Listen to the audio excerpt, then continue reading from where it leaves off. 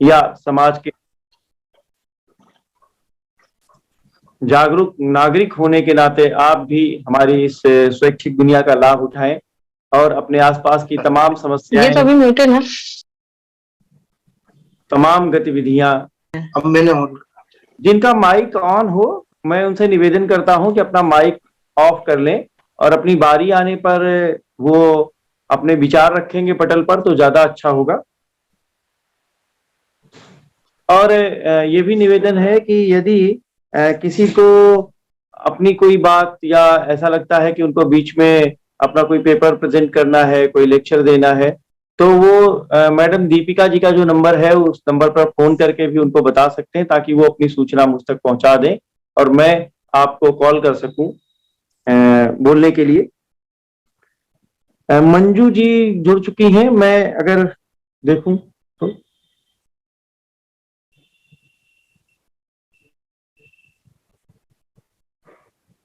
Manju Gupta ma'am हमसे जुड़ी हुई हैं और होरेन जी मुझसे जुड़े हुए हैं, रेखा जैन जी भी हैं और हंसराज जी को भी मैं देख रहा था अभी। स्मिता जी, डॉक्टर स्मिता जी भी आप हमसे जुड़ चुकी हैं। तो मित्रों 4:01 हो गया है, अगर आप कहें तो मैं इस मीटिंग को ऑफिशियली रन करूं। होरेन जी। हाँ सर, शुरू करिए सर। जी, मैंने एक क्रम तय किया है, मैं आप मित्रों के समक्ष इस क्रम को तय पहले बता देता हूं ताकि आप लोग अपनी बारी का इसी तरह इंतजार कर सकते हैं। मैंने सोचा सबसे पहले हम हंसराज जी को आवाज देंगे, तत्पश्चात रेखा जैन जी को आवाज देंगे और तीसरे नंबर पर होरेन जी को मैं आमंत्रित करूंगा। चौथे नंबर पर आनंद गुप्ता जी हैं हमारे साथ और पांचवें नंबर पर स्मिता जी हैं हमारे साथ। इसके बीच में मेरे ख्याल से श्वेता जी, आप अपना अगर कोई प्रपत्र रखना चाहें या आपको कुछ आप बोलना चाहेंगे। जी सर, मैंने प्रेजेंटेशन देना है सर और मैं सबमिट भी किया था मैंने आपके जी। तो मैं ऐसा करूंगा भी शेयर करना चाहूंगी। बिल्कुल बिल्कुल बिल्कुल बिल्कुल। तो मैं आपसे तीसरे नंबर पे मतलब हंसराज और रेखा जी के बाद फिर मैं आपको आवाज दूंगा और इसी तरीके से मैं अपने तमाम मित्रों को बोलूंगा कि अगर किसी को कोई प्रेजेंटेशन देना हो तो गीता जी को फोन पे बता दें ताकि हम उनका नाम बीच में ऐड कर सकें। और सबसे वरिष्ठ हमारे पास हैं डॉक्टर मंजू गुप्ता जी जो कि एसोसिएट प्रोफेसर हैं। मैं आज की मीटिंग का आपको चेयरपर्सन अध्यक्ष भी घोषित करूंगा और मैं चाहूंगा कि वो मुख्य वक्ता के तौर पे सबके विचारों को सुनने के बाद फिर अपने विचार रखेंगे हमारे साथ पटल पर। ठीक है मित्रों? तो ठीक है, मैं इस ऑफिशियल मीटिंग को ऑफिशियल करता हूं। नमस्कार मित्रों, मैं Rajiv Mishra social research foundation में आपका बहुत बहुत स्वागत करता हूं। आज इस वेबिनार के माध्यम से जो टॉपिक हमने चुना है बात करने के लिए उसका नाम है सोशल मीडिया का समाज पर प्रभाव, impact of social media on society. और ये जो टॉपिक है ये बड़ा महत्वपूर्ण टॉपिक है, इस पर कुछ बात हो रही है लेकिन बहुत कुछ बातें होनी है, बहुत ज्यादा बातें होनी है।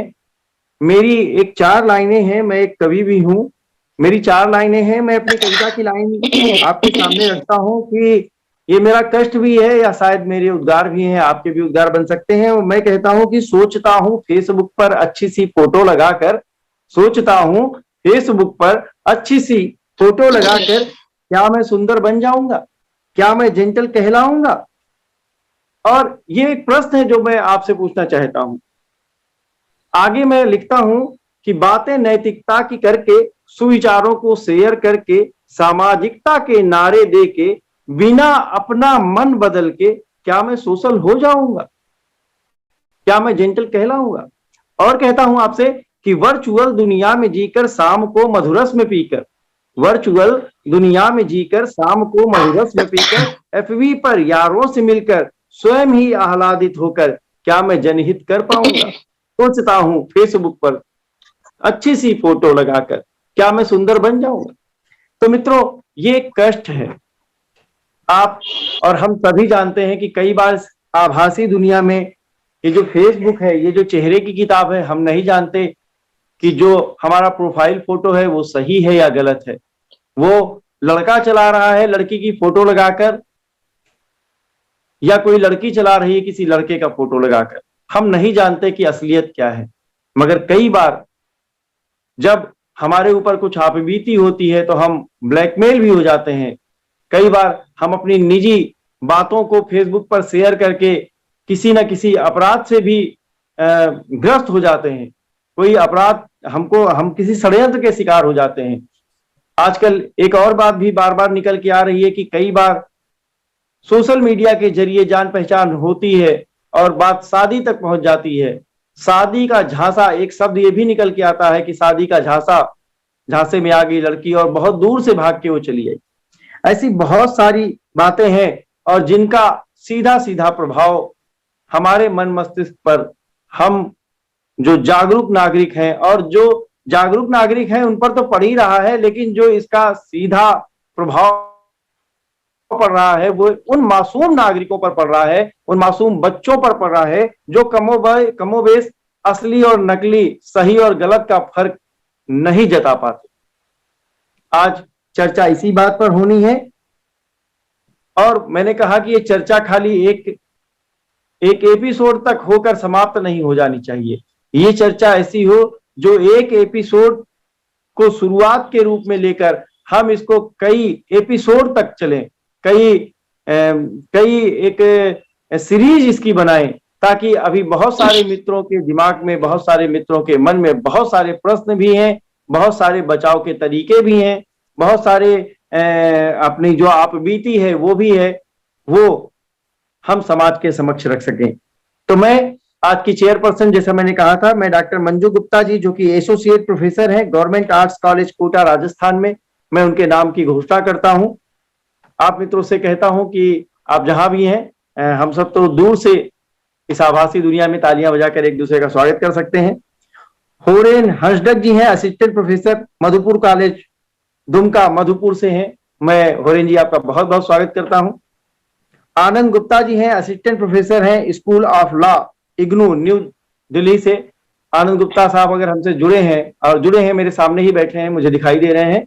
मैं सर आपका भी बहुत बहुत स्वागत करता हूं। स्कूल ऑफ लॉ से हैं तो जाहिर सी बात है कुछ तकनीकी बातें भी सभा पटल पर रखेंगे, जिससे हमको कुछ बहुत नया कुछ सीखने को मिलेगा। डॉक्टर स्मिता जी हैं, असिस्टेंट प्रोफेसर हैं गवर्नमेंट डिग्री कॉलेज शाहपुरा से, तो स्मिता जी से भी हम लोग बहुत कुछ सीखेंगे।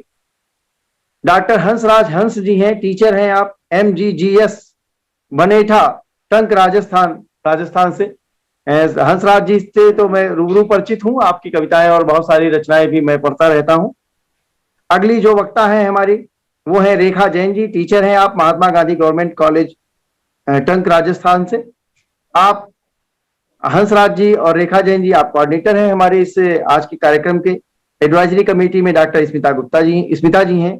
एडवाइजरी कमेटी के ही मेंबर आनंद गुप्ता जी हैं और आज के रिसोर्स पर्सन होरेन हंसडक जी हैं जो मेरे समक्ष है। मैं आपका स्वागत करता हूं और रिसोर्स पर्सन के रूप में डॉक्टर मंजू गुप्ता जी भी हैं।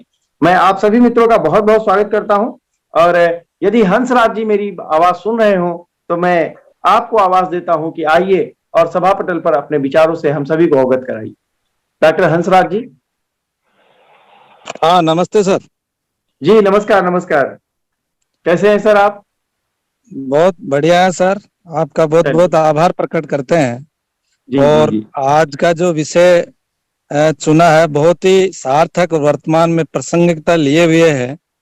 तो मैं social research foundation Kanpur Uttar Pradesh मंच के हमारे भाई साहब संयोजक राजीव मिश्रा जी का बहुत बहुत आभार प्रकट करता हूँ। मैं हंसराज हंस टॉक राजस्थान से हृदय से उनका स्वागत करता हूँ और मुझे अवसर देने के लिए कोटि कोटि साधुवाद और आभार प्रकट करता हूँ। जैसा कि आज लाइव प्रसारण का हमारा विषय है कि सोशल मीडिया का समाज पर प्रभाव, इस विषय पर मैं अपनी बात आपके सामने रखने से पहले एक बार सभी ऑनलाइन देख रहे सुन रहे मेरे पाठक श्रोता को भी मैं धन्यवाद ज्ञापित करता हूँ। साथ में ही मैं मेरे अपनी बात समाज पर जो प्रभाव पड़ रहा है उसका सकारात्मक और नकारात्मक दोनों पहलुओं पर ही 30 मिनट में अपनी बात रखने का प्रयास करूंगा। जैसा भी मैंने समाज में देखा है वैसा ही मैं अनुभव किया है, उस अनुभव को मैं आज आपके सामने रख रहा हूं। संचार में रेडियो, दूरदर्शन, समाचार पत्र आदि मीडिया के साधनों का उपयोग देखना हमें लगता था ये दुनिया बहुत छोटी हो गई। घर बैठे ही हम देश विदेश के हर समाचार को सुन सकते थे, देख सकते थे और पढ़ भी सकते थे। इसके साथ ही हमें मौसम, कृषि, पर्यावरण, सांस्कृतिक और राजनीतिक क्षेत्रों की जानकारी भी आसानी से मिलने लगी थी।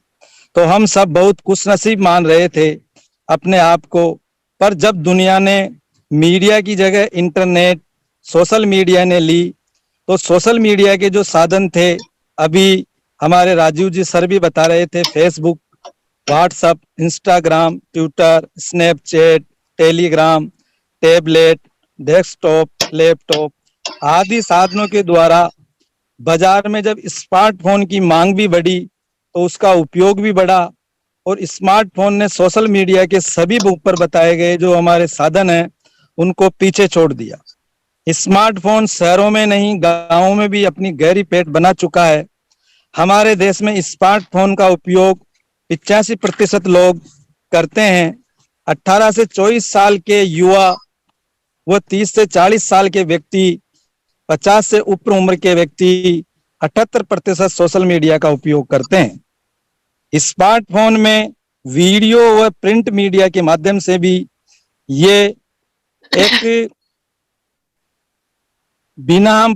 पढ़े और बिना पढ़े सभी लोगों के लिए स्मार्टफोन हमारे देश में पहली पसंद बना हुआ है। स्मार्टफोन के माध्यम से हम बहुत से काम कम समय में और एक साथ ही बहुत सारी उपयोगी जानकारी देश में नहीं, यहाँ तक कि विदेश में भी पहुंचाते हैं और हम प्राप्ति भी कर सकते हैं। इसके उपयोग से हमने बहुत सारे आंदोलनों में, जैसे निर्भया का अगर न्याय मिला तो उसमें सोशल मीडिया की बड़ी भूमिका मैं मानता हूं। अन्ना जी का जो आंदोलन था वो सफल हुआ।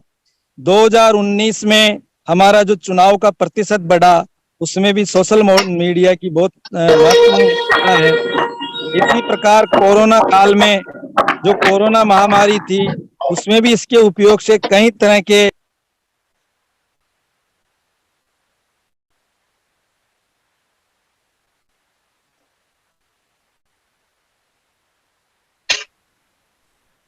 सर आपकी आवाज अनम्यूट।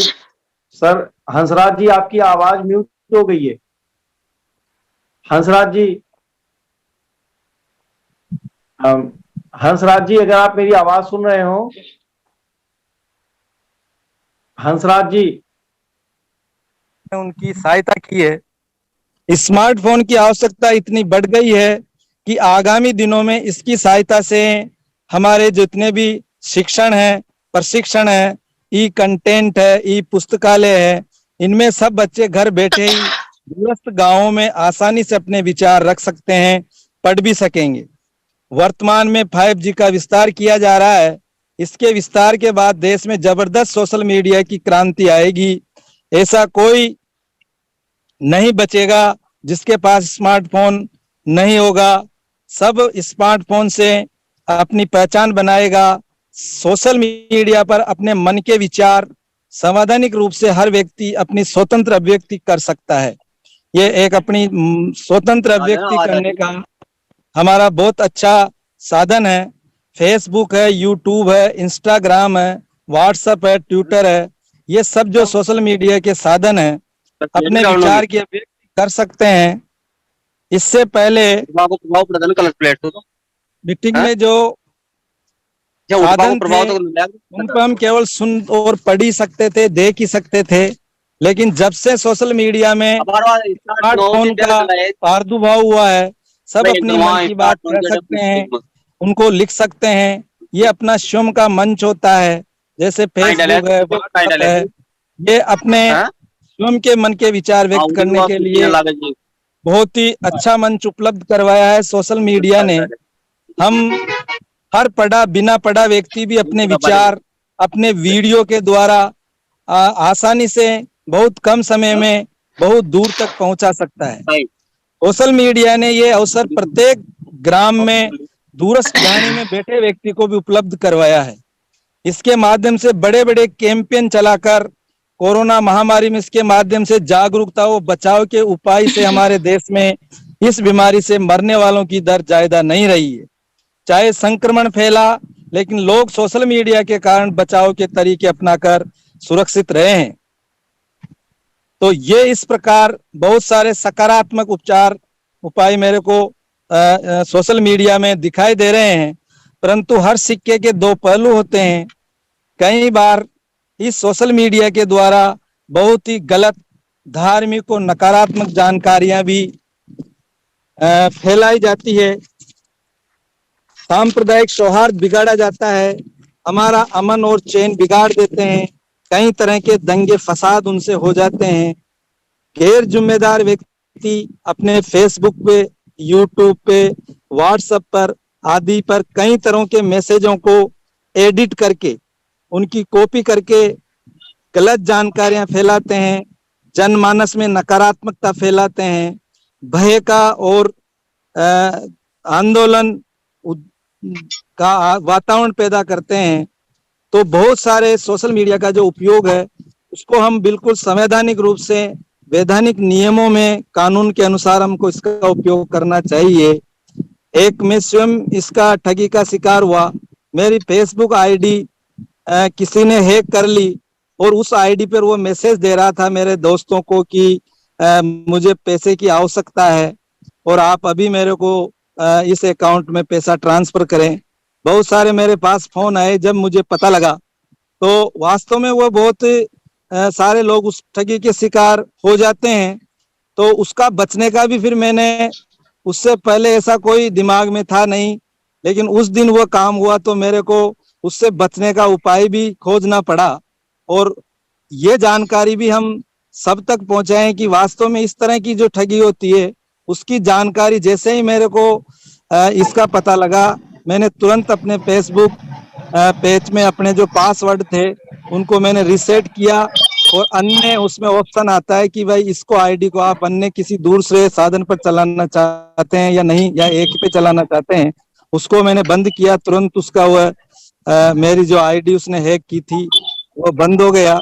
तो इस तरह से बहुत सारे हमारे संसाधन हैं, लेकिन इन संसाधनों का हमको उपयोग बड़े ही सावधानी के साथ, बड़े ही सजगता के साथ और कानून सम्मत उपयोग करने का हमें जो अधिकार मिला है उसका हमें दुरुपयोग नहीं करना चाहिए। हम इसके माध्यम से अन्याय, शोषण, भ्रष्टाचार के खिलाफ अपनी आवाज उठा सकते हैं। हम अपने मन के विचार स्वतंत्र रूप से अभिव्यक्त कर सकते हैं। तो इस प्रकार से ये जो सोशल मीडिया का जो साधन है, मुझे अपनी बात कहने का बहुत अच्छा मंच है, लेकिन उसका एक दायरा है और उस दायरे में रहकर, उस नियम कानून में रहकर हम उसका उपयोग करते हैं। तो निश्चित रूप से ये हमारे लिए बहुत ही अच्छा साधन है और ऐसी आशा और विश्वास है कि इसका उपयोग अगर हम नियम कानून संवैधानिक तरीके से करेंगे तो अपनी बात रखने का जो हमें मौका दिया है, जो अवसर मिला है, मंच मिला है, अभी भी हम देख रहे हैं। मैं बीकानेर बैठा हुआ हूँ, यहाँ कोई राज्य स्तरीय रिसर्च है, उसका बिंदु है एनएमएस, जो छात्रवृत्ति होती है हमारे राजस्थान में, उसकी वर्तमान में क्या चुनौतियां हैं और उसके लिए क्या संभावनाएं हैं, उस विषय पर हम यहाँ 15 लोग उपस्थित हैं। लेकिन आज का जो समय था तो मैं यहाँ से भी एक स्मार्टफोन के माध्यम से आप सब लोगों से रूबरू हो रहा हूँ। तो इतना अच्छा साधन है, इतना अच्छा मंच है, लेकिन इसका अगर हम दुरुपयोग करेंगे तो कहीं ना कहीं सरकार को इस पर पाबंदी लगाने की भी जरूरत पड़ सकती है। तो हम इस तरह का काम नहीं करें और ऑनलाइन विमर्श करने के लिए हमारे को इस तरह का जो मंच मिला है उसका बहुत ही सजगता के साथ, नियम कानून के साथ उपयोग करें, ऐसा मेरा आप सबसे निवेदन है। और इसके बारे में हमको ज्यादा से ज्यादा चर्चाएं करनी पड़ेगी। इस तरह के जो ऑनलाइन मंच है उन पे ज्यादा से ज्यादा अपने विचार प्रकट करने पड़ेंगे, ताकि एक अच्छा मंच जो मिला है उसको हम कहीं ना कहीं इस कुछ गैर कानूनी या गैर जिम्मेदार व्यक्ति इस मंच का दुरुपयोग करके कहीं ना कहीं इस पर पाबंदी नहीं लगवा दें। इतने ही मेरे विचार थे जो मैंने आपके सामने प्रकट किए हैं। बहुत और अच्छे मौका जी देने के लिए पुनः मैं बहुत धन्यवाद देता हूँ और अपनी बात जी। समाप्त करता हूँ। जय हिंद, बहुत जय भारत। धन्यवाद जी, बहुत धन्यवाद हंसराज जी, आपने बहुत अच्छी बातें कही, आपने बहुत अच्छी बातें कही, बहुत अच्छे विचार रखे। देखिए, किसी किसी भी व्यवस्था के कुछ स्याह पक्ष होते हैं, कुछ उजले पक्ष होते हैं। चार लाइनें फिर से मेरी ही कविता की आपके समक्ष रखता हूं और कहता हूं कि किसी में चार बुराई ढूंढो मिल जाएगी, किसी में चार बुराई ढूंढो मिल जाएगी, ऐसी भी टाइम आउट पूरा है। किसी में चार बुराई ढूंढो मिल जाएगी, ऐसी भी बड़ी कोई बात नहीं, पर एक अच्छाई ऐसी ढूंढो मिल जाएगा, इससे भी बड़ी सौगात नहीं। तो हमें आपदा में अवसर ढूंढना होगा, हमें चीजों में अच्छाई भी ढूंढनी होगी और जो बुराई है उनसे पीछे भी रहना होगा। मित्रों, एक सूचना है आपको देना चाहता हूं, ये जूम की मीटिंग से हम लोग सोशल रिसर्च फाउंडेशन आपके समक्ष ये आज की कार्यवाही कर रहा है। जूम में आधे घंटे का टाइम लिमिट होता है, शायद ये मीटिंग आधे घंटे बाद बंद हो जाएगी, तो मैं आपसे निवेदन करूंगा कि पुनः बंद होते ही पुनः इसी लिंक पे आप एडमिट करके फिर से हम लोग एक दूसरे के साथ जुड़ जाएंगे और नेक्स्ट आधे घंटे मतलब यही क्रम हमको करना पड़ेगा एक आध बार, ठीक है? तो किसी को कोई संशय ना हो, अगर ये नेटवर्क चला जाता है तो कृपया फिर से उसी लिंक पे पुनः हम लोग जुड़ जाएंगे, ठीक है सर? तो चलिए, मैं अपनी जो अगली वक्ता हैं रेखा जैन जी, टीचर हैं आप महात्मा गांधी गवर्नमेंट स्कूल टंक राजस्थान में। हाँ नमस्कार सर, मेरी आवाज आ रही है? जी बिल्कुल आ रही है। मैं आपसे निवेदन करूंगा कि आप आए और अपनी बात रखें। जी सर, बिल्कुल। सभी को मेरा नमस्कार और हार्दिक अभिनंदन।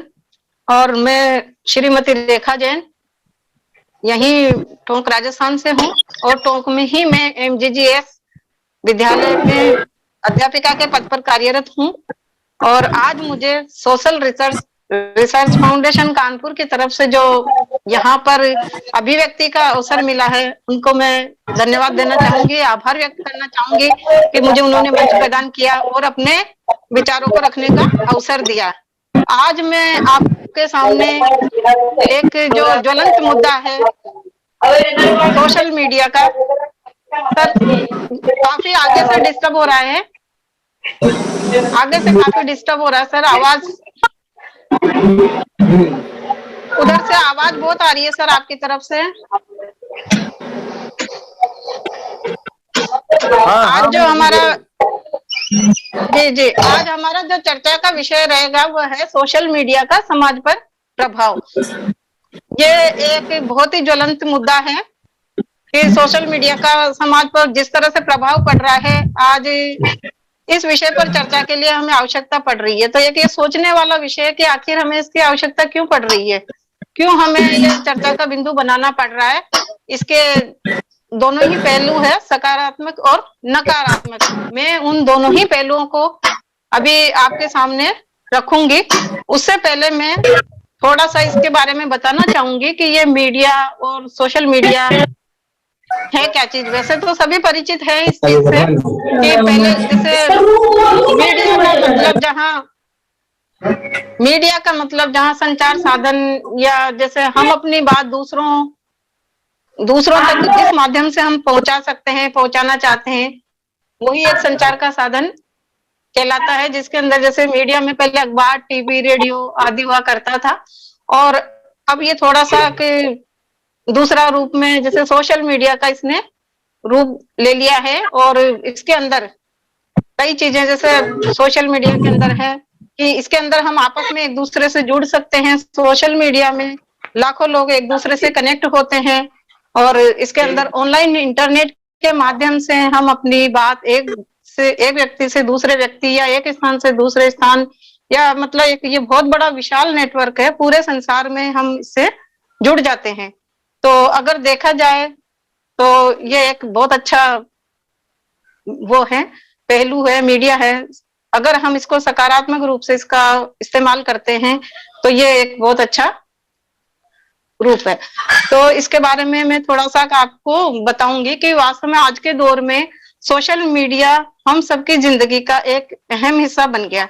जहां देखो, जहां मतलब छोटे से लेकर बड़े तक, चाहे बच्चे हों, बड़े हों, वो सब इससे काफी उन पर इसका प्रभाव पड़ रहा है और ये अपनी जिंदगी का एक अहम हिस्सा बनता जा रहा है। इसके बहुत सारे फीचर्स हैं जिसके अंदर सूचनाएं प्रदान करना है, मनोरंजन करना है, शिक्षित करना है, कई चीजें हैं। तो सोशल मीडिया एक ऐसा मीडिया है जो बाकी मीडिया जैसे प्रिंट, इलेक्ट्रॉनिक और अन्य मीडिया से अलग है। सोशल मीडिया इंटरनेट के माध्यम से एक अपना वर्चुअल वर्ल्ड बनाता है जिसके उपयोग करने वाला व्यक्ति सोशल मीडिया के किसी प्लेटफॉर्म जैसे फेसबुक है, ट्विटर है, इंस्टाग्राम है आदि का उपयोग करके, यूट्यूब है, व्हाट्सएप है, टेलीग्राम है, लिंक्डइन।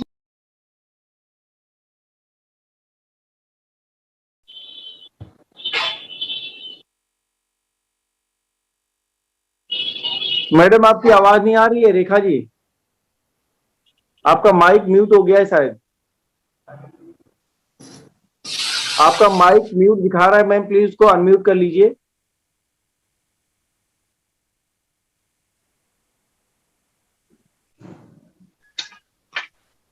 हाँ जी।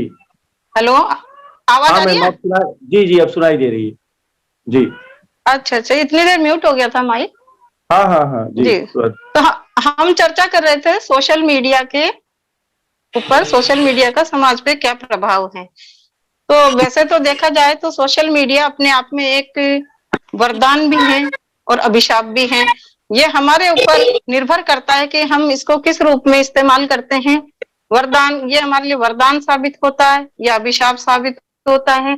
लेकिन इससे पहले मैंने आपको इसके बारे में थोड़ा बताया था, मेरी आवाज शायद उस टाइम आ नहीं रही थी कि सोशल मीडिया क्या चीज है। कि ये एक अपना वर्चुअल वर्ल्ड बनाता है जिसे इंटरनेट के माध्यम से हम अपनी पहुंच बनाते हैं। सोशल मीडिया एक विशाल नेटवर्क है जिससे सारे संसार को जोड़े रखता है। ये संचार का बहुत अच्छा साधन है। इसके अंदर हम एक सेकंड में मतलब बहुत तीव्र गति से कोई भी चीज, डॉक्यूमेंट शेयर करना है, फोटो शेयर करना है या कुछ अपनी बात शेयर करना है, वो हम इसके अंदर आदान प्रदान करते हैं और वो सब इसमें समाहित होते हैं। तो सबसे पहले मैं इसके जो सकारात्मक पक्ष हैं उन पे अपने विचार रखना चाहूंगी कि देखा जाए हर सिक्के के दो पहलू होते हैं, सकारात्मक भी हैं और नकारात्मक भी हैं। लेकिन अगर मान लो आज हमारे पास एक चाकू है तो उसका हमें उपयोग सिर्फ फल सब्जी काटने में है या उसका सही उसमें यूज करना चाहिए, गलत यूज नहीं। कि चाकू है तो इसका मतलब ये नहीं कि हम किसी की गर्दन काट दें, किसी का हाथ काट दें। तो उसी तरह से अगर हम सोशल मीडिया का भी इस्तेमाल सही रूप से करेंगे तो ये हमारे लिए वरदान साबित होएगा।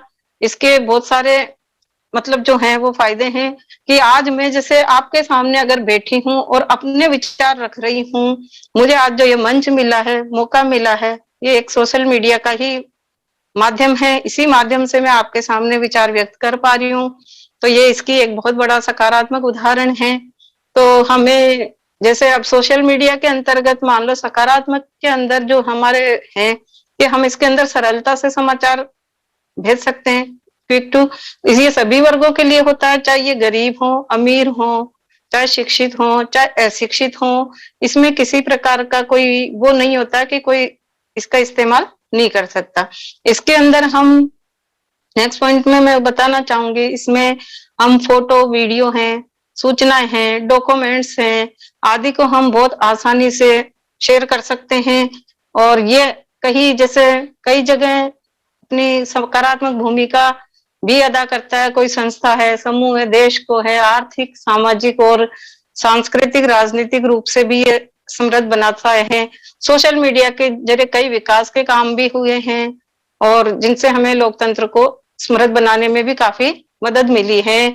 देश में मतलब काफी अच्छे जो कार्य हुए हैं, जैसे अन्ना हजारे वाला था या निर्भया वाला जो था, वो सब इसके अंदर जो हमारे पक्ष का जो समर्थन मिला है या जो प्रभाव पड़ा वो एक सकारात्मक रूप में सामने आया है। इससे काफी लोकप्रियता बढ़ी है उसकी। और ये किसी भी ये ऐसा प्लेटफॉर्म है जहां व्यक्ति स्वयं को has given us this opportunity that yes, something happened.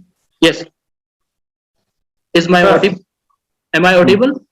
Yeah, sir. Yes. So Thank you for the nice information. Yes. Now, I would conclude, sir.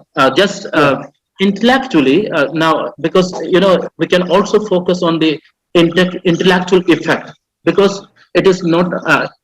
We have seen this is not actually all of us are experiencing this social media, the effect of social media. All of us are experiencing whatever the previous speakers have said, and what I am also yes saying something about social media. Of course, all of us have experienced, and all of us are completely knowing that this has given us yes, positive aspect as well as negative aspect too. But the focus is the positive one.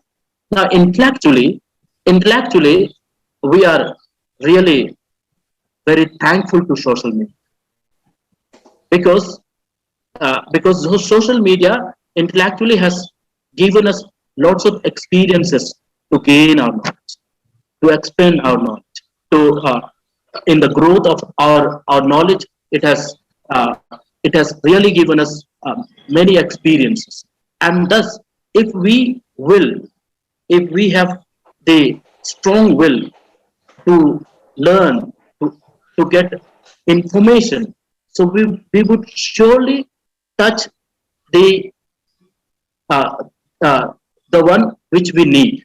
And that is why all of us are busy in our life, and that is why when we are in about to learn new thing, so we can access to many internet, many platforms that social media has given us. And thus social media has a great good effect to transform the society, to transform one and all. And yes, in this world, in this present 21st century, we would also accept that social media has to be accepted, and social media has to positively accept that the society has society must grow up with using this social media. Yes, sir. Yes, sir. Thank you. Really, we are assembled here only due to social media. Zoom is the platform. Zoom is also a platform of social media. And okay, now we would like to call Dr. Anand Gupta Sahab, Assistant Professor, School of Law. आनंद गुप्ता साहब हमें सुन पा रहे हैं?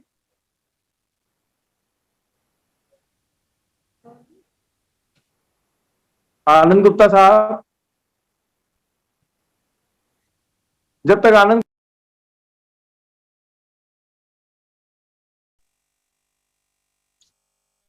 होरेन जी के बारे में कुछ बोलना चाहता हूं। सर ने बहुत अच्छी बातें बताई। आनंद गुप्ता साहब, आपका अनम्यूट करना होगा।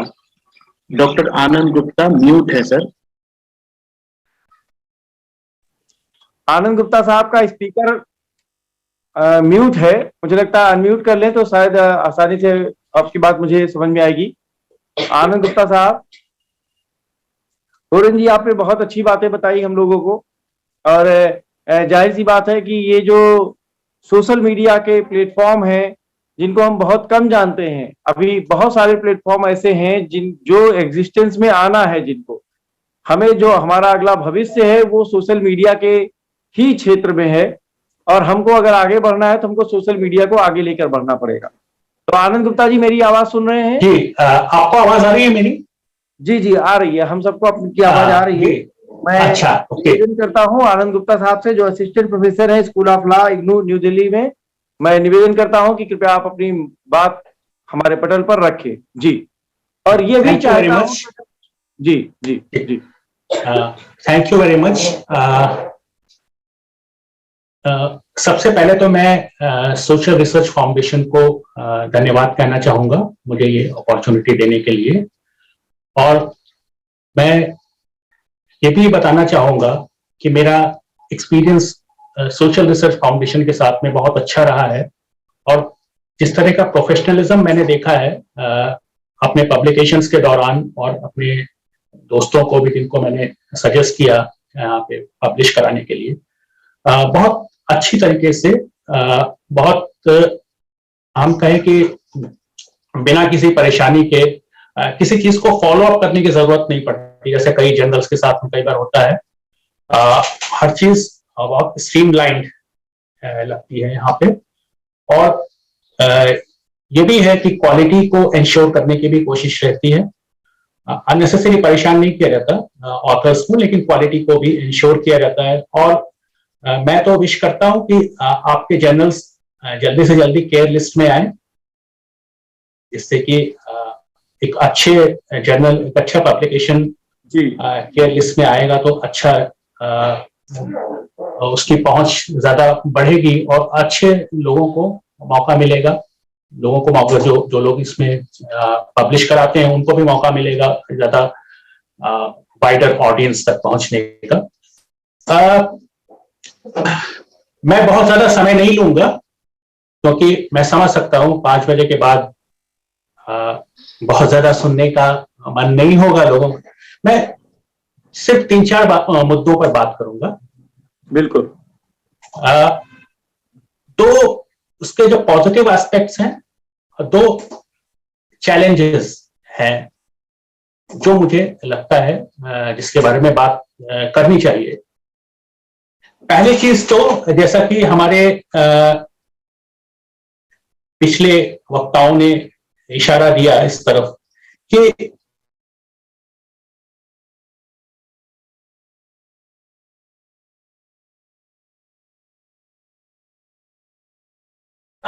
जो हम देख रहे हैं ईरान में हिजाब, जिस तरह का मूवमेंट, मैं उस विवाद में नहीं जाना चाहूंगा कि हिजाब पहनना सही या गलत है, उसमें मैं नहीं जाऊंगा। मैं सिर्फ उस एस्पेक्ट की बात कर रहा हूं कि हिजाब अगर सोशल मीडिया ना हो तो सारी दुनिया को पता नहीं चलता उसके बारे में। उसी तरह से हमने देखा कि मिडिल ईस्ट में 2-3-4 सालों में जिस तरह की अपराइजिंग्स हुई हैं, एक ऑर्गेनाइज्ड गवर्नमेंट के खिलाफ, एक सरकार के या शासन के खिलाफ जो इस तरह का मूवमेंट, जिस तरह के आंदोलन चले हैं, और हांगकांग में भी हमने देखा कि डेमोक्रेसी को बचाने के लिए जिस तरह से लोगों ने संघर्ष किया, अगर सोशल मीडिया नहीं होता तो वो चीजें हमारे सामने नहीं। तो जिसको कहते हैं कि जुबान को आवाज देने का काम सोशल मीडिया नहीं किया है। ये एक इसका एक बहुत व्यापक इसका असर देखने को मिला है। दूसरी चीज जो मुझे बहुत ज्यादा प्रभावित करती है और मैं इसको बहुत मानता हूं कि समाज को इसका बहुत फायदा हुआ है, इंडिविजुअल्स को अपनी क्रिएटिविटी समाज के सामने लाने में। अब यूट्यूब में देखिए, यूट्यूब में हर कोई अपना म्यूजिक चैनल शुरू कर सकता है, आपको अपना डांस चैनल शुरू किया हुआ है लोगों ने। ऐसे पहले ये संभव नहीं था कि आप इतने लंबे, इतने बड़े ऑडियंस के सामने, इतने बिग ऑडियंस के, इतने ज्यादा लोगों तक आप पहुंच सके। लेकिन आज वो चीज मीडिया की वजह से, सोशल मीडिया की वजह से संभव हो पाई है। तो आज यूट्यूब और फेसबुक, यूट्यूब तो एक ऐसी चीज हो गई है आजकल कि मैं तो कभी कभी सोच के मुझे आश्चर्य भी होता है, एक सुखद आश्चर्य होता है, जिस तरीके से लोग अपनी रचनात्मकता को समाज के सामने ला रहे हैं सोशल मीडिया के माध्यम से। ये इसका मैंने जो देखा है एस्पेक्ट, मुझे ये मैं मानता हूं ये इसका एक पॉजिटिव एस्पेक्ट है। और इधर अब हम जैसे देखते हैं कुछ सालों में कि जिसको कहते हैं कि मीडियम ऑफ एक्सप्रेशन एक बहुत बड़ा, एक बहुत सशक्त माध्यम अपनी बात को कहने का, अपने विचारों को व्यक्त करने, अभिव्यक्ति का। कोई अच्छा कवि है, कोई अच्छा लेखक है, शायद उसको एक पब्लिशर ढूंढने में जब तक वो ढूंढे तब तक वो एक चीज और मैं बताना चाहूंगा, जो छोटे शहरों से, क्योंकि मैं भी एक छोटे शहर से आता हूं, तो कई क्या होता है कि जो हमारा इलेक्ट्रॉनिक मीडिया या प्रिंट मीडिया है वो एक तरह से कैपिटल सेंट्रिक है। अगर आप देखें तो राजधानी या उसके आसपास के संसाधनों की कमी होती है हर किसी के पास, जितने रिसोर्सेस हैं, जिसके पास, मीडिया के पास भी अनलिमिटेड रिसोर्सेस नहीं होते। तो अब मेन देखेंगे तो mainly it is capital centric, लेकिन इधर हमने देखा है कि छोटे छोटे शहरों से लोगों ने न्यूज चैनल शुरू किए जिसमें अपने शहर की, अपने इलाके की खबरें लोग, और उसको आप दिल्ली में बैठ के अपने शहर की खबर देख सकते हैं। इसमें कोई ट्रांसमीटर की जरूरत नहीं कि उसकी रेंज है एफएम चैनल की रेंज है, या 50 किलोमीटर तक उसकी रेंज है, या कम्युनिटी रेडियो की 10-15 किलोमीटर तक की रेंज। आप कहीं पे सारी दुनिया में आप उसको देख सकते हैं। तो जो चुनौतियां हैं उन पे भी मैं बात करना चाहूंगा। पहली चुनौती जो मुझे लगती है, मैं जो बाकी लोगों ने अब तक जो कहा है मैं उससे सहमत हूं, उस पर विरोध में मैं बात नहीं कर रहा हूं, लेकिन जो बातें शायद अब तक नहीं रखी गई हैं, पहली चीज तो ये कि हमारी प्राइवेसी, हमारी निजता को एक तरह का खतरा है। अब आपको पता होगा, आप लोग जानते होंगे कि आजकल जैसे आप खरीद फरोख्त करते हैं, सामान को खरीदते बेचते हैं, कोई मूवेबल चीज है, कोई मोबाइल फोन है, कार है, कोई फर्नीचर है, आप जैसे खरीदते बेचते हैं, या इमूवेबल प्रॉपर्टी है, कोई मकान है, आप उसी तरीके से डेटा की भी खरीद फरोख्त होती है। और डेटा आजकल सबसे, कहते हैं कि मोस्ट एक्सपेंसिव सेलेबल कमोडिटी बन गई है, सबसे महंगी है। कि आप डेटा तो जनरेट होगा जब आप सोशल मीडिया यूज करेंगे, चाहे आप यूट्यूब यूज करें, चाहे फेसबुक यूज करें, डेटा जनरेट होगा। और शुरू में जब कंपनियों ने इस डेटा को एक तरह से कहें कि इसको रिकॉर्ड करना शुरू किया था, इसको कॉग्निजेंस लेना शुरू किया था, तो उनका पर्पस ये था कि अपना एडवर्टाइजिंग को बढ़ावा देना, कि लोग कौन कौन सी चीजें देखते हैं, तो उस तरह की एडवर्टाइजमेंट उनको, एक तरह के टारगेट एडवर्टाइजमेंट जिसको कहते हैं, वो उनको मिले, टारगेटेड एडवर्टाइजमेंट। और दूसरा ये था कि जैसे गूगल में आप देखते हैं कि अगर आप ताजमहल टाइप करें तो ताजमहल में आपको जो आगरा में ताजमहल है वही दिखाई देगा पहले, ताजमहल नाम का कोई होटल होगा किसी छोटे से शहर में, वो नहीं दिखाई देगा। तो लोग अपना जो सर्च है, सर्च इंजन को रिफाइन करने के लिए उसको इस आधार पे आपको रिजल्ट्स दिखाए जाएं कि वो जिनको लोग ज्यादा लोग देखते हैं, ताजमहल अगर कोई सर्च करता है तो ज्यादातर लोगों का उससे क्या मीनिंग है, उसका अगर डेटा होगा तो उस बेसिस पे वो आपका अपने सर्च इंजन को रिफाइन करके आपको एक्यूरेट रिजल्ट्स दे पाएंगे। लेकिन इसी डेटा का इस्तेमाल आपकी पसंद नापसंद को, लाइकिंग डिसलाइकिंग को जानने के लिए होता है, आपकी पॉलिटिकल सोशल आइडियोलॉजी क्या है, आप किस पार्टी को सपोर्ट करते हैं, किस पार्टी को नहीं करते हैं। अमेरिका में, ब्रिटेन, आपने देखा होगा कैम्ब्रिज एनालिटिका का जो केस था अमेरिका में, ब्रिटेन की एक कंपनी ने, तो किस तरीके से उसको इन्फ्लुएंस करने की, क्योंकि उससे आपको टारगेटेड, आपको पता है कि आपकी एक खास तरह की आइडियोलॉजी है, तो उसी तरह की चीजें आपको आपके सामने रखी जाएंगी मीडिया में, एडवर्टाइजमेंट के जरिए या प्रोमोस के जरिए।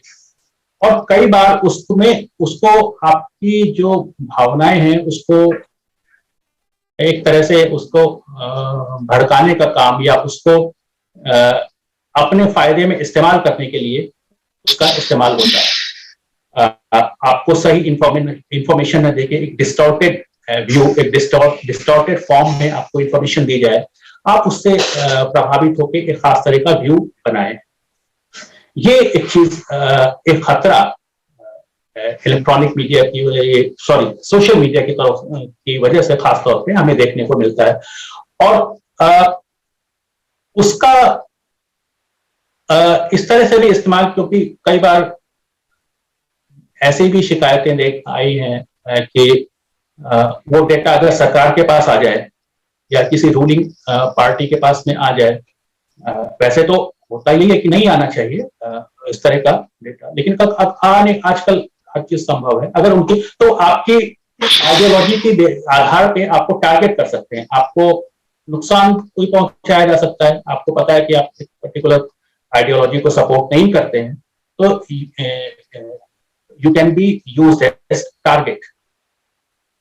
तो ये एक खतरा, डेटा प्रोटेक्शन बिल की बात हमारे देश बहुत दिनों से चल रही है, अभी डेटा प्रोटेक्शन बिल पार्लियामेंट में आते आते रह गया। अब सरकार ने कहा कि हम इसको अभी जो ड्राफ्ट था इससे बेटर फॉर्म में इस बिल को लाएंगे।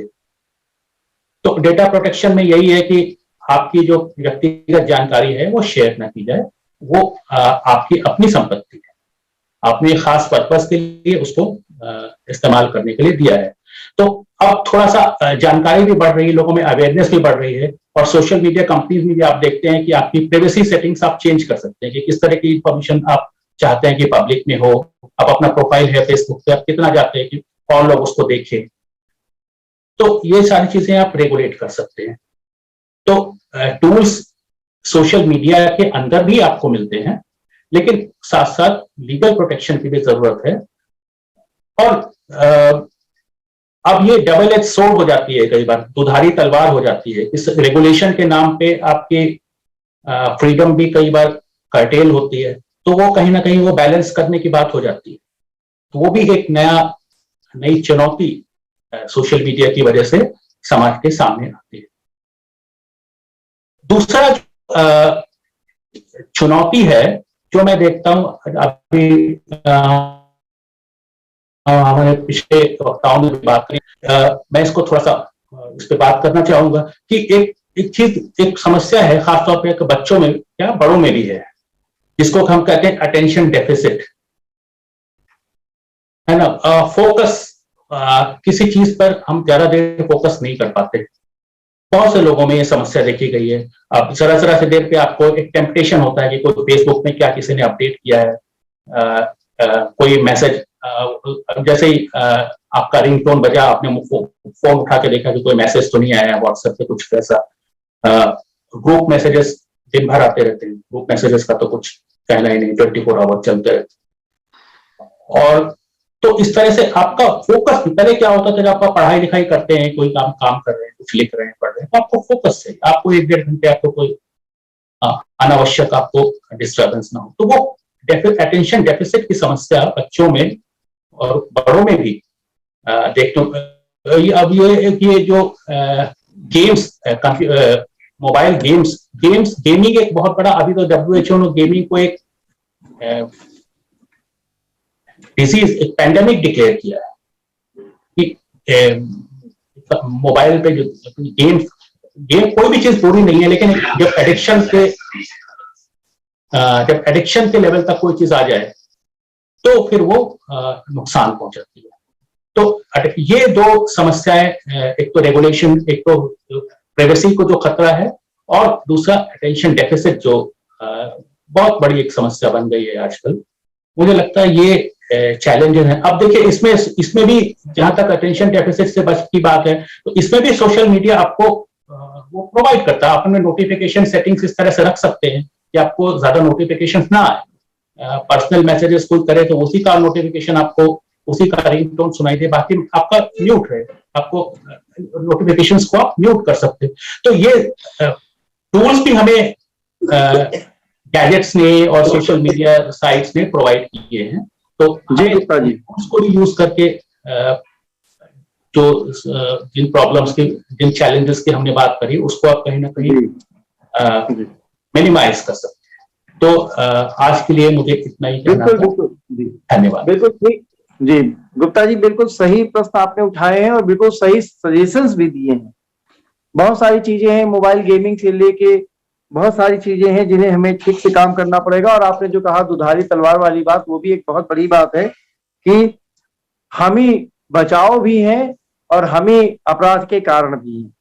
हमें देखना होगा कि किस तरह का प्रभाव या किस तरह का रोल हमें सोशल मीडिया पे निभाना है, क्योंकि उसके उपयोगकर्ता हम हैं। आज का जो टॉपिक है वो सोशल मीडिया का समाज पर प्रभाव। ये एक बहुत महत्वपूर्ण टॉपिक है, क्योंकि इससे समाज धीरे धीरे बदल रहा है। समाज में कुछ चेंजेस आ रहे हैं, हमारी जो मानसिकता है वो बदल रही है। अब मानसिकता विकृत हो रही है, मानसिकता अच्छी हो रही है, मैं इस विषय पे तो नहीं जाऊंगा। मैंने कहा था ये विशद एक बहुत ही विस्तृत विषय है जिसपे हम लोग को और बात करनी होगी, लेकिन समाज पर बहुत बड़ा प्रभाव पड़ रहा है। हम तुरंत अफवाहों के घेरे में आ जाते हैं, या हमारे मन मस्तिष्क में बहुत सारी बातें जो पहले हम नहीं देखना पसंद करते थे, पहले हम नहीं करना पसंद करते थे, लेकिन अब हम सोचते हैं इससे क्या होता है। या कई जगह पिता पुत्र एक ही वीडियो अलग अलग देख रहे हैं और देख सब रहे हैं, सब जान रहे हैं कि क्या हो रहा है। पता नहीं कौन से घरों के वो बच्चे हैं, पता नहीं कौन से घरों की वो बेटियां हैं जो अश्लील शॉर्ट फिल्म डाल के वहां रील्स बनाती हैं, और उनके घर वाले उसको देख रहे हैं कि नहीं देख रहे हैं, क्यों नहीं देख रहे हैं, या क्यों इतनी छूट दी जा रही है। लेकिन इन सब का कारण चाहे जो भी हो, मुझे ये पता है कि समाज बदल रहा है। समाज की जो विकृति, जो मानसिकता है, वो निश्चित रूप से बड़ी विकृत हो रही है। आइए इसी विषय पर बात करते हैं। हमारी नेक्स्ट जो वक्ता हैं डॉक्टर स्मिता जी, असिस्टेंट प्रोफेसर हैं आप गवर्नमेंट डिग्री कॉलेज शाहपुरा से। स्मिता जी, क्या आप हमें सुन पा रही हैं? जी सर, धन्यवाद। जी, स्वागत है आप। सर, आवाज आ रही है? हाँ बिल्कुल आ रही है जी, please. Ji ji ji sir, धन्यवाद आपको, और धन्यवाद सोशल रिसर्च। आपका वीडियो नहीं ऑन है, अगर वीडियो ऑन कर ले तो ज्यादा आसान। सर, लाइट की प्रॉब्लम है, लाइट नहीं है। कोई बात नहीं, कोई बात नहीं, कोई अच्छा ठीक है, आप वैसे ही अपना वक्तव्य दीजिए। हाँ जी जी सर। सर, अभी इस विषय जो आज का हमारा टॉपिक है, इससे सभी परिचित है, और सोशल मीडिया अगर हम देखें तो सामाजिक संचार का माध्यम ही है, जिस आज हम सभी यहाँ पर जुड़े हैं वर्चुअल रूप से, तो ये सोशल मीडिया की वजह से ही जुड़े हुए हैं। और इसका उद्देश्य ही है कि लोगों में संवाद स्थापित हो सके, लोग आपस में जुड़ सके, एक दूसरे को पर अपने विचारों को बता सके। पहले क्या था सर, आज से अगर हम 10-15 साल पहले देखें तो सोशल मीडिया के जो क्षेत्र थे थोड़ा सीमित थे। टीवी हो गया, न्यूज़पेपर और दूरदर्शन आता था, उस पे प्रोग्राम जो थे वो एक सीमित प्रोग्राम थे, और लोगों का टाइम भी नहीं उससे ज्यादा जाता था, और वो लोग बाकी पूरी दुनिया की जो चीजें कहाँ क्या देश घट में हो रहा है उससे वो परिचित भी होते थे। लेकिन अभी ये जो कंप्यूटर, इंटरनेट और ये सारी सूचना प्रौद्योगिकी के क्षेत्र में जो क्रांति आई है, तो इसने जहाँ समाज का विकास किया है जिस हद तक, तो कहीं ना कहीं जो है इससे हमारा जीवन जो है बहुत प्रभावित हो रहा। सपोज दैट हमने मोबाइल लिया, मोबाइल पे हम अगर फेसबुक ही खोल लिए तो उसको स्क्रॉल करते जाते हैं, स्क्रॉल कर रहे हैं, उस पे क्या हो रहा है, या धर्म की जो बातें होती है, धर्म की बहुत सी बातें ऐसी हैं जो देखें अगर तो फेसबुक पर डाल रहे हैं लोग, बहुत ज्यादा जो धार्मिक उन्माद पैदा हो रहा है। तो जहां तक सोशल मीडिया हमारे लिए लाभकारी है, बहुत ज्यादा है, कि हम जहां पहले हमारे जो संदेश होते थे, हम वो पोस्ट ऑफिस में जाके एक पोस्ट कार्ड पे लिखते थे, अंतरदेशी पत्र चलते थे, और उनके द्वारा वो हमें एक दूसरे से संचार करने का वो माध्यम थे। आज हम वो सेकंड में कर सकते हैं, व्हाट्सएप उठाए, तुरंत अपना जो है मोबाइल उठाया, व्हाट्सएप ऑन किया, और कहाँ कौन है, उसकी कैसे हाल चाल है, जानकारी हमने लिया।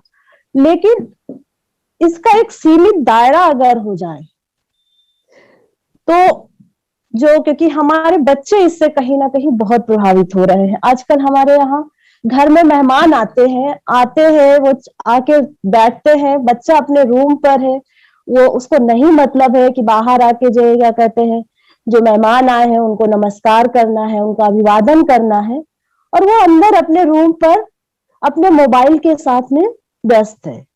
यहाँ तक कि जो आउटडोर गेम है, आउटडोर जो गेम है, उससे भी हमारे बच्चे बहुत दूर हो रहे हैं। और इन सब से भी क्या हो रहा है कि उनका विकास भी कहीं ना कहीं रुक रहा है। ऐसा नहीं कि मैं सोशल मीडिया के मतलब विरोध में हूँ, लेकिन इसके कुछ जो दुष्प्रभाव है, हम फेसबुक पर कोई पोस्ट करते हैं तो देखते हैं अरे कितने लाइक मिले, हमें कितने लोगों ने कमेंट किया। मतलब हम फेसबुक पर तो हो सकता है 100 लोगों से जुड़े हों, मगर कहीं ना कहीं अपने परिवार से दूर हो रहे हैं। जीवन में बहुत सारे अपने लोग हैं फेसबुक में, अगर देखें तो जिसको हम जानते नहीं है, फ्रेंड्स ऑफ फ्रेंड्स रहता है, हमने उनको भी रिक्वेस्ट भेजी, उनसे भी जुड़ गए और आपस में जुड़ तो जाते हैं, लेकिन इस जुड़ाव में ना तो अपनापन होता है, ना कोई रुचि होती है। रुचि होती है तो बस इतनी कि कितने लोगों ने हमारी फोटो को लाइक किया, कितने लोगों ने हमें डिसलाइक किया, और इससे हमारी निजता भी कहीं ना कहीं भंग हो रही है। तो ये फेसबुक, स्काइप, ट्विटर, ये हमारे जीवन का अहम हिस्सा बन चुके हैं और इनका मकसद तो है संचार को मजबूती प्रदान करना, किंतु इनके सामाजिक ताने बाने भी इनसे बहुत प्रभावित हो रहे हैं, हमारे रोजमर्रा की जिंदगी में पूरी तरह से शामिल हो चुके हैं। अभी जैसे आनंद गुप्ता सर ने बताया कि लोग तुरंत मोबाइल उठाते हैं और मोबाइल उठा के पल में देखना, तो ये एक कहीं ना कहीं मुझे लगता है एक जरूरी ही मतलब जरूरत बन चुकी है। मैं कल की ही एक बात बता रही हूँ कि कल मैं पूजा में की तैयारी में व्यस्त थी और कॉलेज से मैं 3 बजे वापस आई थी। 4 बजे ही व्हाट्सएप पर मैसेज आता है कि आपको नेक की मीटिंग से जुड़ना है।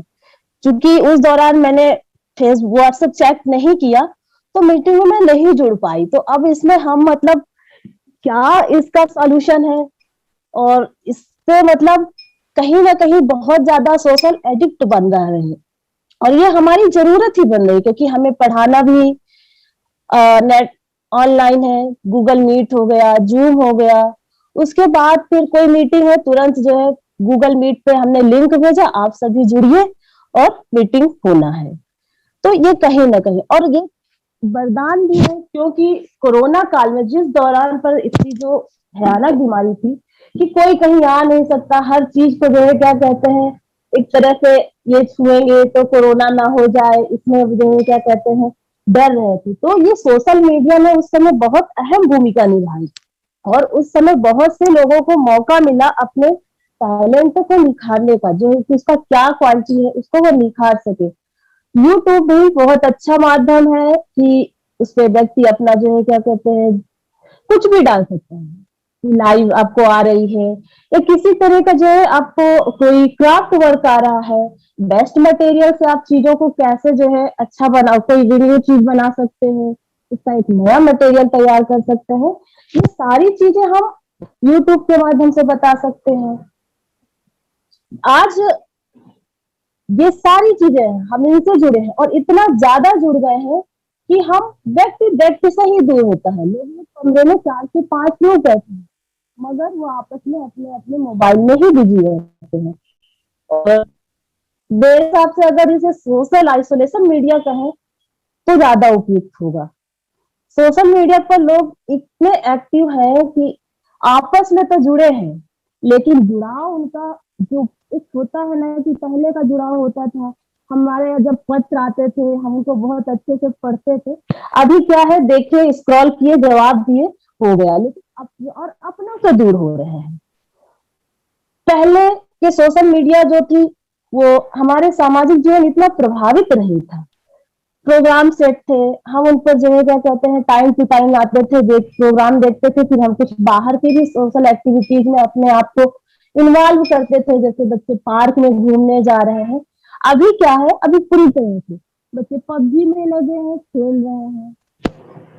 तो बस मेरे से पहले के जितने वक्ता जुड़े थे बहुत अधिक जानकारी दे चुके हैं, मैं कुछ संक्षेप में यही कहना चाहूंगी कि सोशल मीडिया अगर वरदान है मगर इस बात का थोड़ा सा ध्यान रखिए, इस बात पर निर्भर है कि इसका इस्तेमाल हम किस ढंग से करते हैं, वो हमारे ऊपर निर्भर है कि हम इसका वरदान साबित करते हैं या अभिशाप साबित करते हैं। धन्यवाद। ठीक कह रही हैं, ठीक कह रही हैं स्मिता जी आप। हेलो हेलो, धन्यवाद। हाँ स्मिता जी स्मिता जी बिल्कुल ठीक कहा। बहुत अच्छे से संभाषण के लिए, बहुत अच्छे से लेक्चर के लिए मैं आपको बहुत धन्यवाद देता हूं। रेखा जी ने बहुत अच्छी अच्छी बातें कही थी अपने लेक्चर में, आगे बढ़ाया था। आनंद गुप्ता जी उसी क्रम में बात किए थे, हंसराज जी ने तो वहीं से स्टार्ट ही किया था और मैंने कहा था कि ये एक ऐसी दुनिया होने जा रही है, ये एक ऐसी व्यवस्था होने जा रही है सोशल मीडिया की जिससे एक समाज पे जो मानव सभ्यता है इस पे भी बड़ा असर आने वाला है, क्योंकि जहां हम आउटडोर एक्टिविटीज को खत्म कर रहे हैं,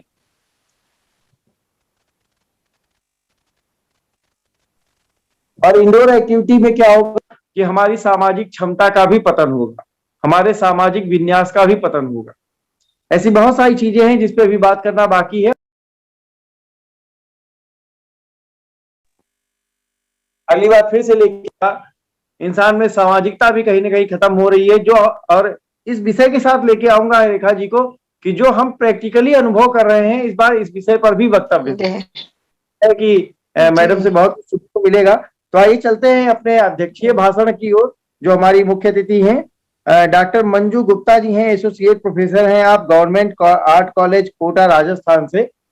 मंजू जी यदि आप हमें सुन पा रही हैं तो।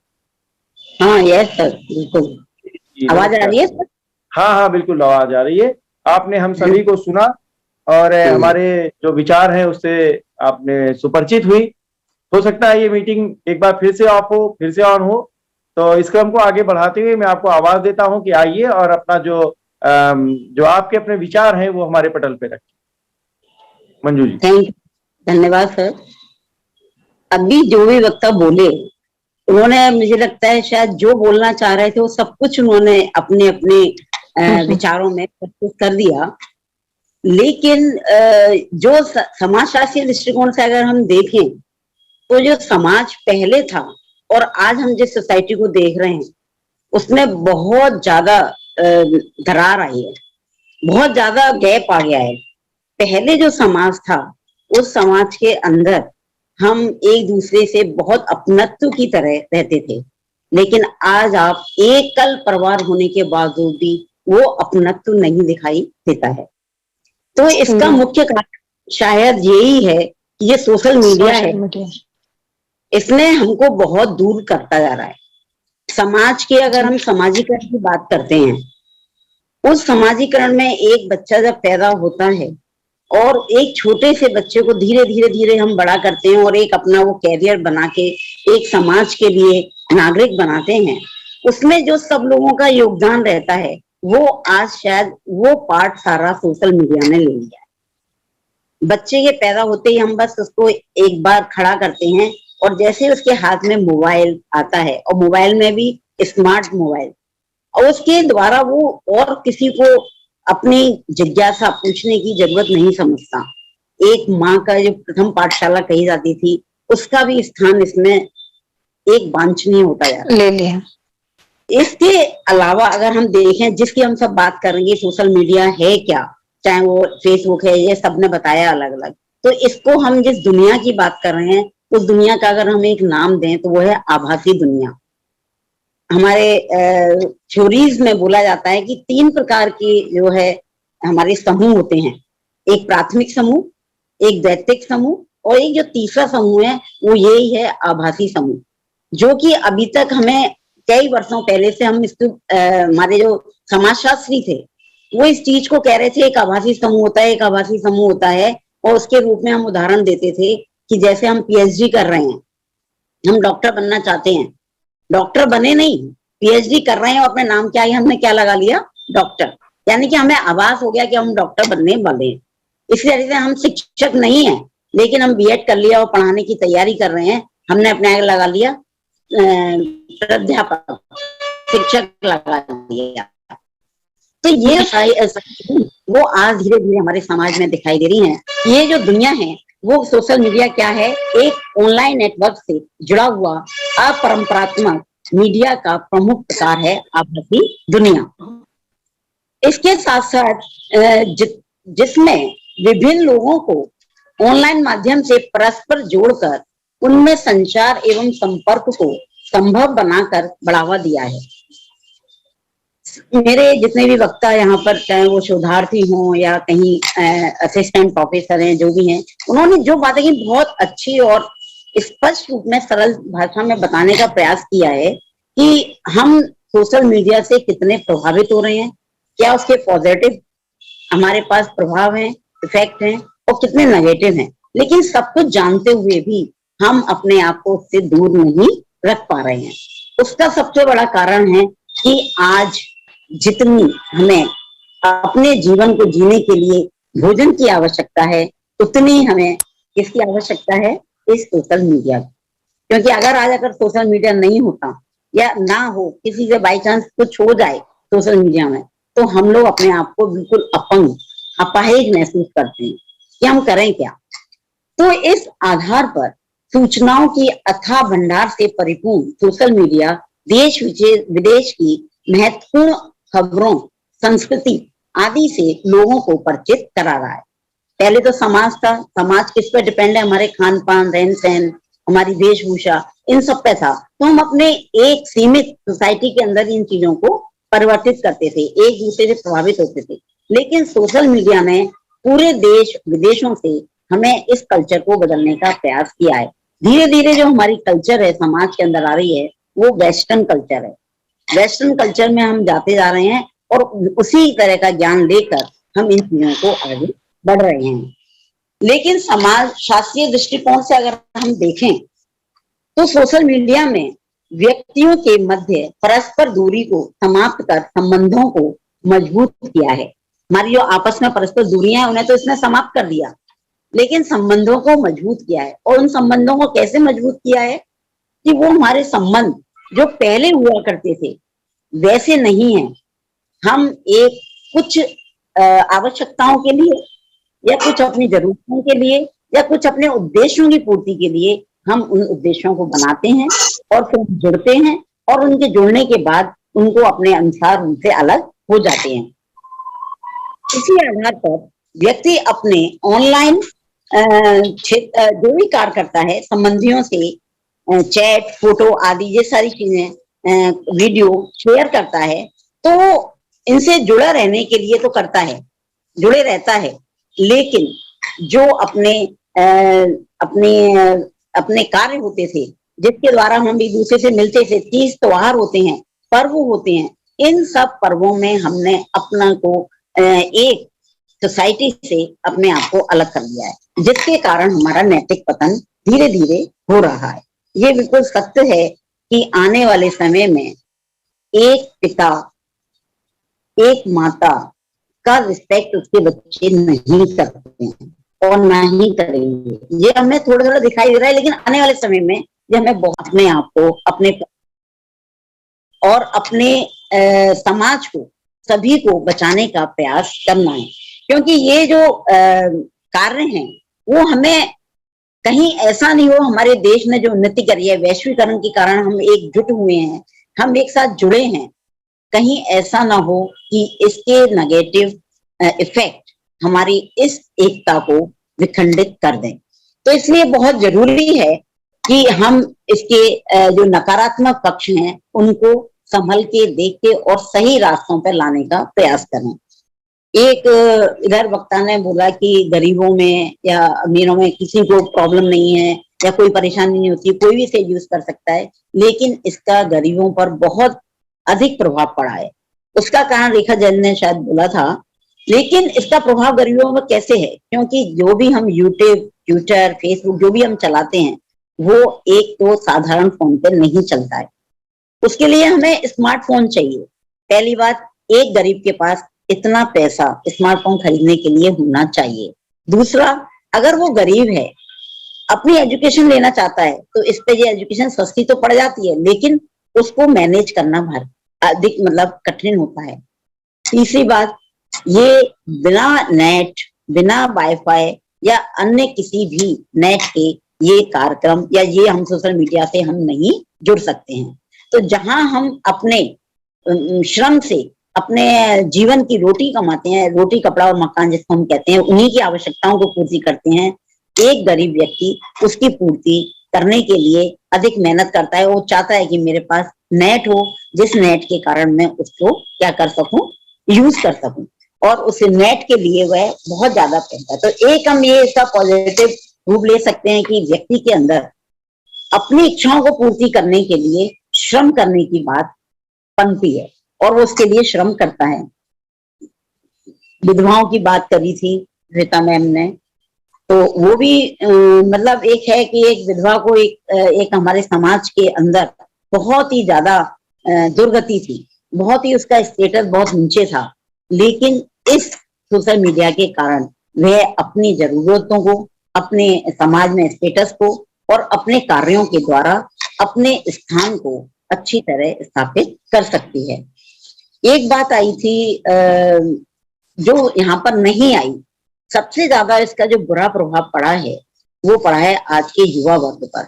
सभी वर्ग इसके बिना नहीं रह सकते, लेकिन युवा वर्ग पर सबसे बड़ा बुरा प्रभाव है सोशल मीडिया का, क्योंकि हम सोशल मीडिया में सब कुछ देखते हैं, सब कुछ सीख जाते हैं, जो हमारी उम्र है तो, और या हम लायक हैं या नहीं है, फिर भी हम उस चीज को देखते हैं और सीखते हैं।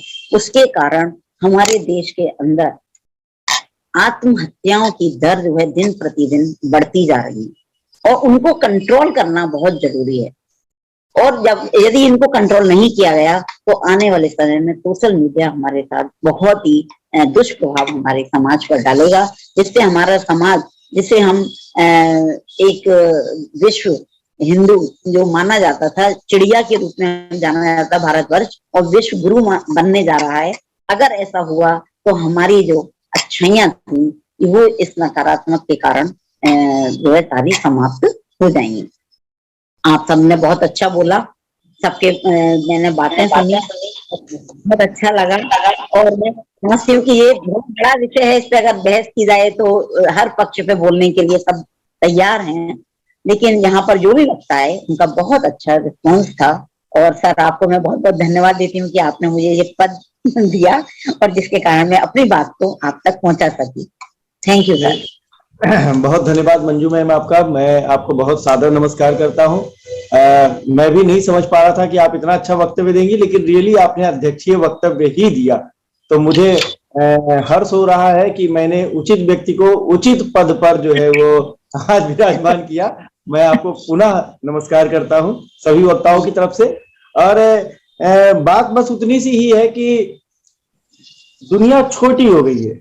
हमने जब हम सर्वे करते थे पहले के जमाने में, आपको बहुत अच्छे से इस बात से मुखातिब होंगी कि 10-15 साल पहले अगर कहा जाता था कि मान लीजिए किसी नगर में युवाओं में धूम्रपान की स्थिति, तो अगर बोले कि भाई 25 युवाओं में किया जा रहा है, तो बोले नहीं, उस नगर की जनसंख्या के अनुपात में जो रिजल्ट आएंगे, वेरिएबल्स जो लिए जाएंगे, वो जनसंख्या के अनुपात से अगर सही लिए जाएंगे तब तो आप सही स्थिति का आकलन कर सकते हैं, अदरवाइज वो डेटा, वो सर्वेक्षण सही नहीं माना जाएगा। नहीं माना जाएगा। तो मेरे जो दिमाग में अगला प्रश्न आता है कि अब जब हम सर्वेक्षण करेंगे तब तो हमारे पास एक देश का डेटा चाहिए, क्योंकि अब हम किसी नगर या किसी स्कूल के डेटा से काम नहीं चला सकते। तो ये सोशल मीडिया का एक इफेक्ट है, सोशल मीडिया का एक पॉजिटिव प्रभाव है। जहां हम कोई भी सर्वेक्षण करना चाहेंगे तो हमारे पास देश और दुनिया का तमाम वर्ग खुला हुआ है। लेकिन बात वही है कि हमारा जो मनुष्य का स्वभाव है वो पानी सा है। मेरी दो लाइनें हैं मुझे याद आती हैं, मैं कहता हूं कि बनो हमेशा पावक की लो, जो नित ऊपर बढ़ना चाहे, मत धरो ध्यान जल की बूंदों का, जो हर पल नीचे गिरती जाए। तो हम जो मनुष्य है, हमारा स्वभाव पानी की बूंदों सा है। हम शीतलता तो प्रदान करते हैं, लेकिन हमारी प्रवृत्ति क्या होती है, नीचे गहरे में जाने की होती है। तो हमें जहां मौका मिलता है हम निगेटिव चीजों की तरफ चले जाते हैं। तो सोशल मीडिया का भी ये प्रभाव है जिससे हमको थोड़ा दूर रहने की आवश्यकता है। अदरवाइज तो अगर मान लीजिए कि चूल्हे की प्रथा खत्म होके, कंडे वाले चूल्हे की प्रथा खत्म होके सीएनजी वाले चूल्हे आ रही है, पीएनजी वाले चूल्हे पे आ रही है, तो आप बहुत दिन तक लकड़ी और कंडे की आग से रोटी नहीं बना सकते। निश्चित रूप से we have to adopt that system कि अब हमको पीएनजी और जो हीटर और जो आजकल और कुकिंग जो और भी चीजें आती है, लेकिन we have to adopt that things. तो इसी तरीके से सोशल मीडिया को हम नकार नहीं सकते हैं। इसके नए प्रारूप आएंगे, जल्दी जल्दी आएंगे। बस हमें बात ये करनी है। एक बात और दिमाग में आती है कि हमको शुतुरमुर्ग जब बालू में अपनी चोंच को घुसा लेता है तो सोचता है कि अब मुझे दुनिया में कोई नहीं देख रहा है, लेकिन उसको दुनिया पूरी देख रही होती है। तो जो सोशल रिसर्च फाउंडेशन का मुद्दा है, जो सोशल रिसर्च फाउंडेशन की चाहत है कि हम ऐसी तमाम चीजों को आप जैसे वृद्धजनों के साथ, हंसडक जी हैं, और मैंने कहा कि हमारे बीच स्मिता जी हैं, आनंद गुप्ता जी हैं, हंसराज जी है, रेखा जैन जी हैं, आप लोग ने बहुत अच्छी अच्छी बातें कही। और जितने लोगों ने अच्छी बातें कही नहीं, उससे कहीं ज्यादा लोगों ने सुनी। सुनी। ये भी सोशल मीडिया का ही प्रभाव है कि बहुत सारे, कई बार तो ये होता था कि 500 आदमियों से भरा हुआ लेक्चर हॉल, लेकिन 510वें व्यक्ति ने इसलिए नहीं सुना क्योंकि वो उस कॉलेज की बाउंड्री में नहीं जा सकता था। पर आज ये जो 8 और 10 लोगों की मीटिंग, जो पार्टिसिपेंट्स हैं, इनकी जो बात है वो दुनिया के किस कोने में पहुंचेगी, किसको अच्छी लगेगी, शायद उसका आकलन हम नहीं कर सकते हैं। तो मैं इस मीटिंग में इस कड़ी को फिर आगे बढ़ाऊंगा, आप सभी के साथ आगे लेके चलूंगा। फिलहाल तो मैं आपसे वायदा करता हूं, आपसे आह्वान करता हूं कि सोशल रिसर्च फाउंडेशन के इन कार्यक्रमों में भाग लीजिए। सोशल रिसर्च फाउंडेशन आपके साथ काम करने में हमेशा तत्पर है।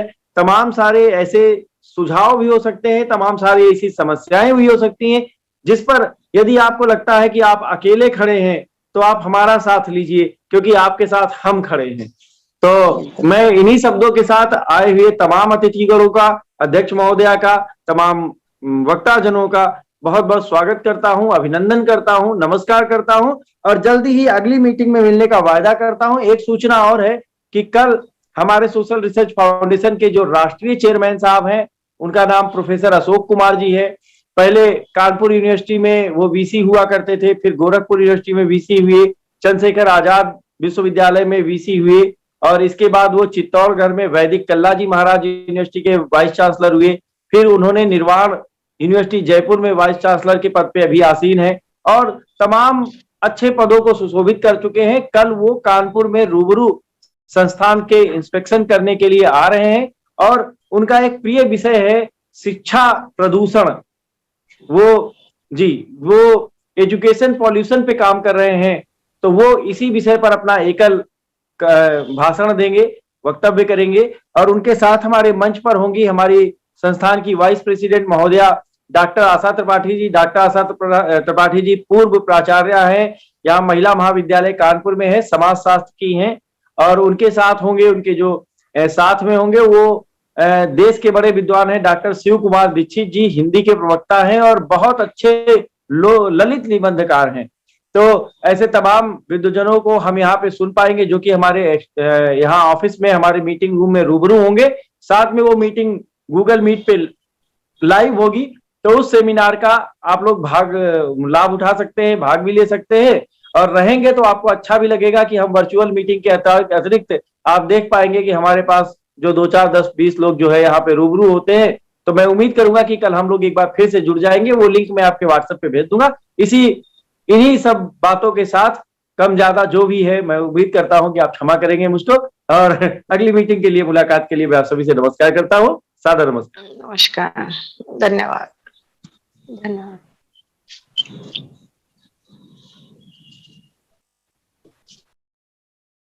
Subscribe now and press the bell icon. Never miss an update.